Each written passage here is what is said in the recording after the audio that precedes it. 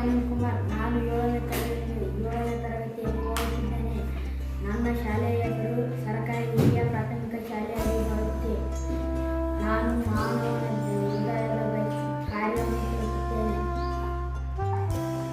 ಮಾನವನ ದೇಹದ ಅಶುದ್ಧ ರಕ್ತ ಉರ್ದು ಅಭಿಧಮನಿಯಿಂದ ಬಲವತ್ಕರಣಕ್ಕೆ ಬರುತ್ತದೆ. ಬಲವತ್ಕರಣದಿಂದ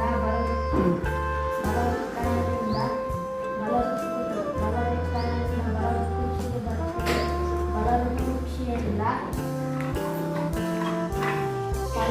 ಪಲ್ಮನರಿ ಅಪಧಮನಿಯಿಂದ ಅಶುದ್ಧ ರಕ್ತ ಶ್ವಾಸಕೋಶಕ್ಕೆ ಹೋಗುತ್ತದೆ.